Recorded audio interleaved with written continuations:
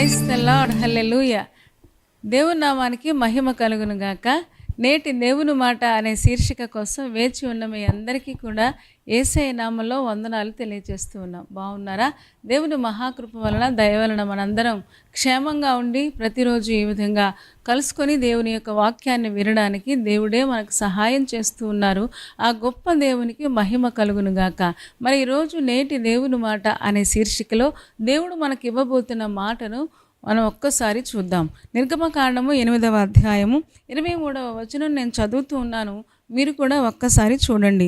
నా ప్రజలను నీ ప్రజల నుండి ప్రత్యేకపరచదను, రేపు ఈ సూచక క్రియ జరుగునని యెహోవా సెలవిచ్చినట్లు నీవు చెప్పవలను అని మోషే ద్వారా దేవుడు ఇశ్రాయేలునికి ఈ మాట చెప్తూ ఉన్నాడు.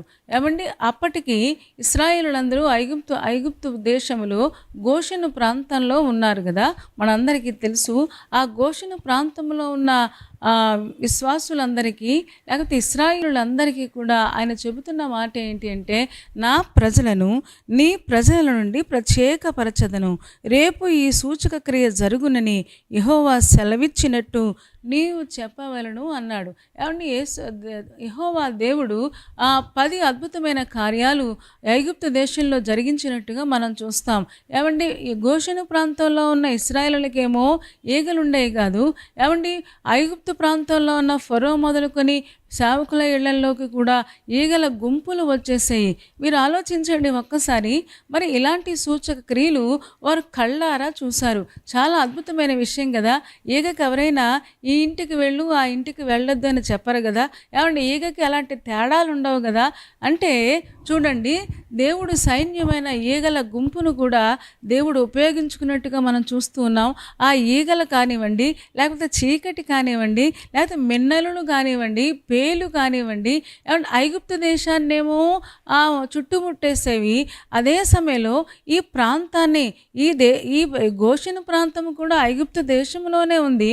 కానీ ఆ గోషెను ప్రాంతంలో అసలు ఎవరో సరిహద్దు పెట్టినట్లుగా అంతవరకు వచ్చే ఈగలైనా పేలైనా ఇంకేదైనా శ్రమ అయినా అంతవరకు వచ్చేది. కానీ గోషెను ప్రాంతంలో ఉన్న ఆయన ప్రజల దగ్గరికి మాత్రం అస్సలు ఈగలు కానీ పేలు కానీ లేకపోతే దేవుడు ఎవరెవరిని ఉపయోగించుకున్నాడో దేవుని సైన్యమై ఉన్న అవన్నీ కూడా దేవుని మాట జవదాటకుండా చక్కగా వినేవి. ఎంత అద్భుతమైన విషయమో కదా.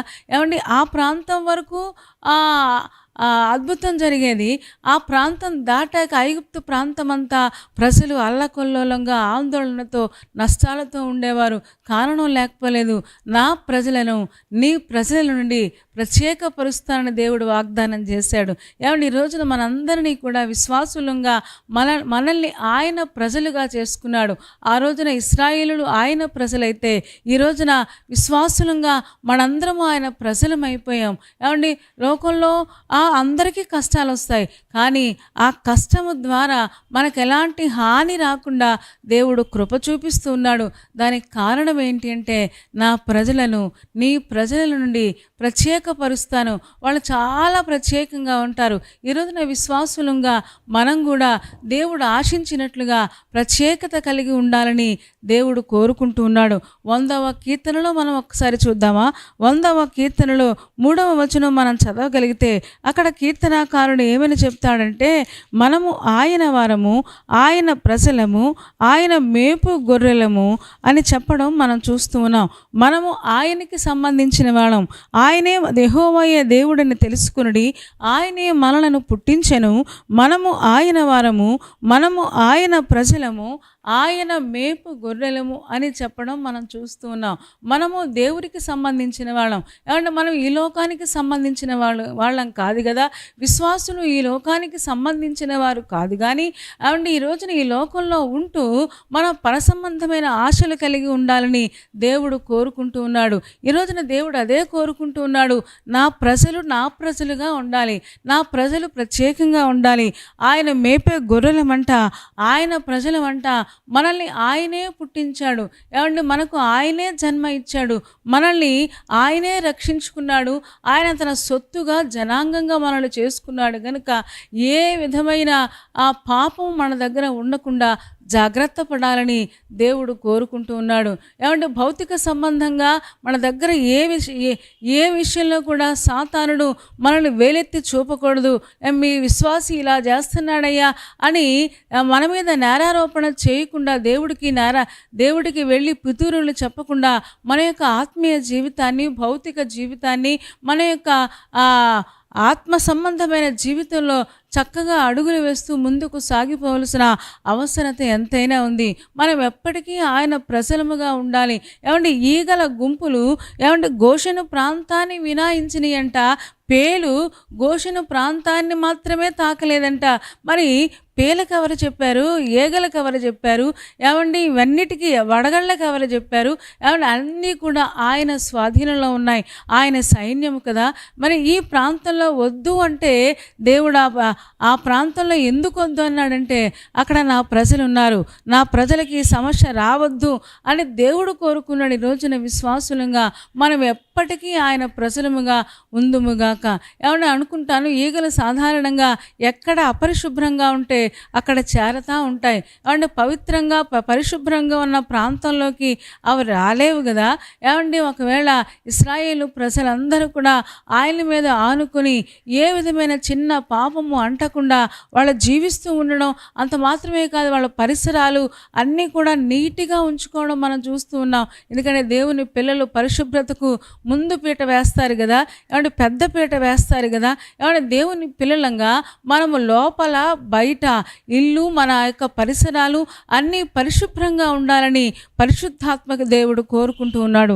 అంత మాత్రమే కాదు, ఎస్తేరు గ్రంథము 3వ అధ్యాయంలో 8వ వచనం నేను చదువుతూ ఉన్నాను. అక్కడ హామాను ఏమంటాడంటే, ఇక్కడ ఒక ప్రజలు ఉన్నారయ్యా, మన దేశంలో కొంతమంది ప్రజలు ఉన్నారు, ఆ ప్రజల యొక్క పద్ధతులు కానీ విధులు కానీ అన్నీ చాలా వ్యతిరేకంగా ఉంటాయి అని చెప్పడం, అహశ్వేరోషు రాజుతో చెప్పడం మనం చూస్తూ ఉన్నాం. 8వ వచనం నేను చదువుతూ ఉన్నాను. అంతటా హామాను అహశ్వేరోషుతో చెప్పినదేమనగా, మీ రాజ్య సంస్థానములన్నిటి యందుండు జనులలో ఒక జాతి వారు చెదిరి ఉన్నారు, వారి విధులు సకల జనుల విధులకు వేరుగా ఉన్నవి, వారు రాజు యొక్క ఆజ్ఞలను గైకొను వారు కారు, కాబట్టి వారిని ఉండనిచ్చుట రాజునకు ప్రయోజనకరము కాదు అని హామాను యూదుల మీద పితూరీలు చెప్పడం మనం చూస్తూ ఉన్నాం.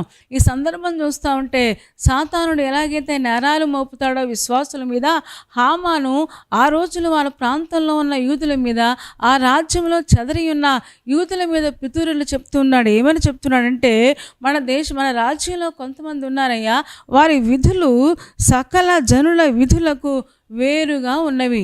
ఈ రోజున ఎంత మంచి సాక్ష్యమో కదా.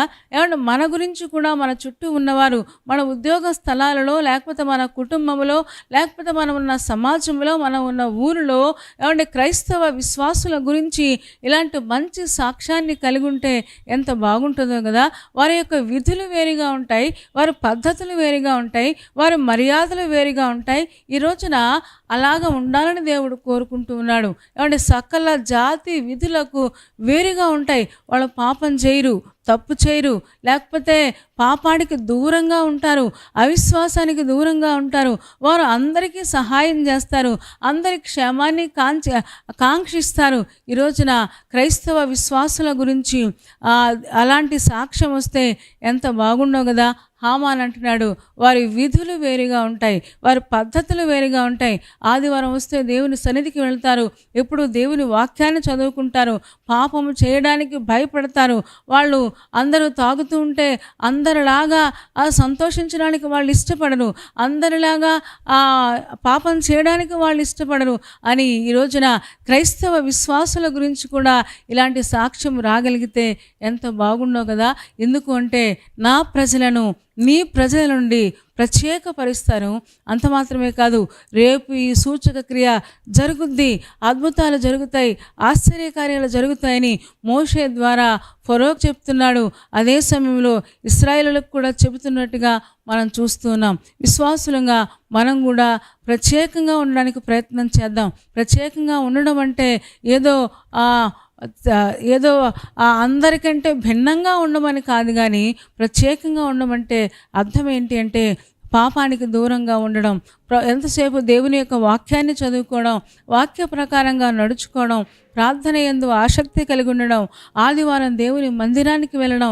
ఈ రోజున మన విధులు, మన పద్ధతులు, మన ప్రవర్తన అంతా కూడా దేవుని నామానికి మహిమ తెచ్చే విధంగా ఈ రోజున చూడండి, యూదుల విధులు హామానికి వింతగా అనిపించినాయి. వారి యొక్క జాతి చాలా సపరేట్గా ఉన్నారు, వాళ్ళు చాలా ప్రత్యేకంగా ఉన్నారని ఒకవేళ వాళ్ళ మీద దురుద్దేశంతో చెప్పినా కానీ మంచి విషయం చెప్పినట్లుగా మనం చూస్తూ ఉన్నాం.